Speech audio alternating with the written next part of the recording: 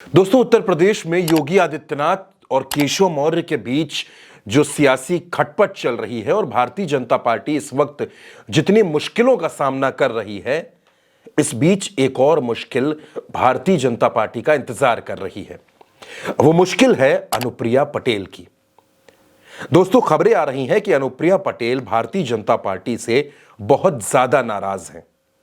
अब उनकी नाराजगी को कई मौकों पर आप देख चुके हैं। कई बार उल्टा चश्मा यूसी पर भी अनुप्रिया पटेल की नाराजगी की खबरें हमने आपको बताई हैं।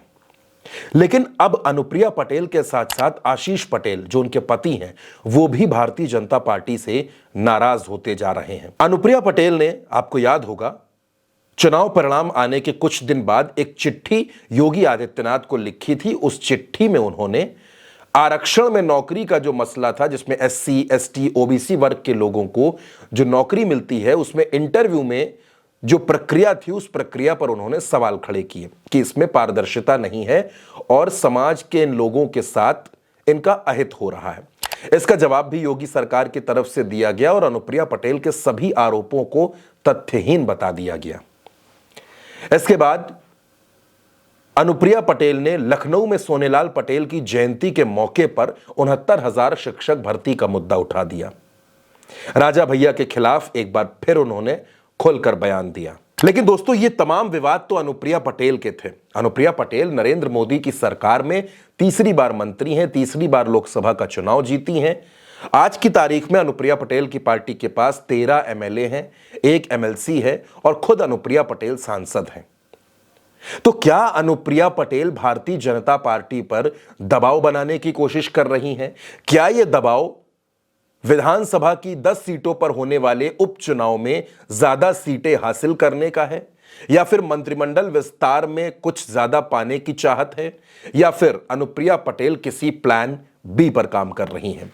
आज इस पर हम तसल्ली से आपसे बात करेंगे। दोस्तों, अनुप्रिया पटेल के पति आशीष पटेल विधान परिषद के सदस्य हैं और योगी आदित्यनाथ की सरकार में मंत्री हैं।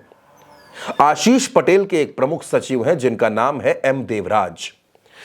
दावा यह किया जाता है कि आशीष पटेल और एम देवराज में बनती नहीं है। दोस्तों, उत्तर प्रदेश में जब तबादला सत्र चल रहा था तो योगी आदित्यनाथ को आशीष पटेल ने एक तबादला की पत्रावली भेजी। उनका कहना था कि देवराज ने नियमों को ताक पर रखते हुए कई ट्रांसफर कर दिए, लेकिन इस मसले में आशीष पटेल की नहीं सुनी गई। यानी यह माना गया कि देवराज योगी सरकार के करीबी हैं। आशीष पटेल भी यह बात कहते हैं कि एम देवराज उनकी बात नहीं सुनते। यानी अधिकारी और मंत्री की लड़ाई यहां पर भी देखने को मिलती है। आशीष पटेल की नाराजगी भी हमने आपको बताई दोस्तों, लेकिन अनुप्रिया पटेल कई मसलों पर सरकार से नाराज हैं।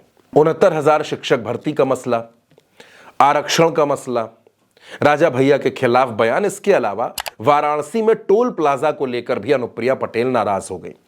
अनुप्रिया पटेल का यह तर्क था कि टोल का नियम है कि 40 किलोमीटर की दूरी पर ही टोल होगा, लेकिन वाराणसी में 2 टोल ऐसे हैं जो 20 किलोमीटर की दूरी पर है, लेकिन वहां शुल्क वसूला जा रहा है और लोगों को परेशान किया जा रहा है। दरअसल वाराणसी और शक्तिनगर रोड पर अहिरौरा के पास एक टोल है। इसे लेकर अनुप्रिया पटेल ने अपनी नाराजगी जताई थी, एनएचएआई को चिट्ठी भी लिख दी। अब इसके जवाब में उत्तर प्रदेश सरकार के मंत्री नंदगोपाल गुप्ता नंदी ने इसका जवाब दिया और यह कहा कि यह पूरी तरह से यह दावा भ्रामक है, ऐसा कहीं नहीं हो रहा है। टोल 2 हैं, लेकिन टोल शुल्क सिर्फ एक टोल पर लिया जाता है। यानी सरकार और अनुप्रिया पटेल के बीच कई बार रार की स्थिति बन चुकी है।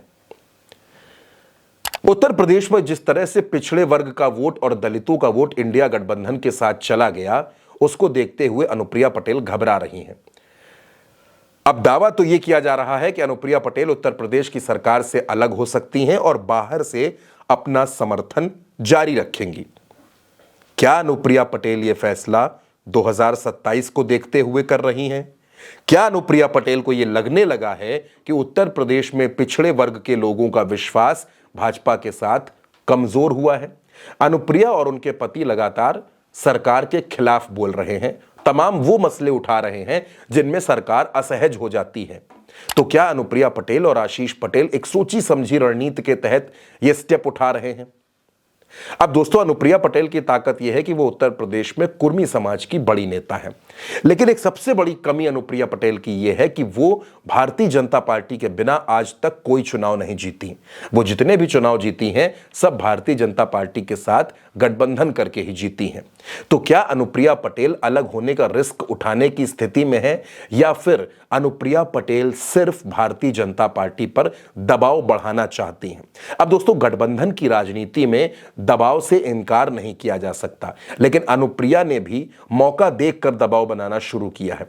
अनुप्रिया को पता है कि आज की तारीख में भारतीय जनता पार्टी अपनी अंदरूनी लड़ाई से जूझ रही है, उस मोर्चे पर वो परेशान है। तो ऐसे में अगर अनुप्रिया पटेल दबाव बना देती हैं तो जाहिर सी बात है कि विधानसभा में होने वाले 10 सीटों के उपचुनाव और आगे जब मंत्रिमंडल का विस्तार होगा तो उसमें उनकी पार्टी का ध्यान रखा जाएगा। दोस्तों, क्या वाकई अनुप्रिया पटेल दबाव की राजनीति कर रही हैं, या फिर यह 2027 का एक बड़ा स्टेप है?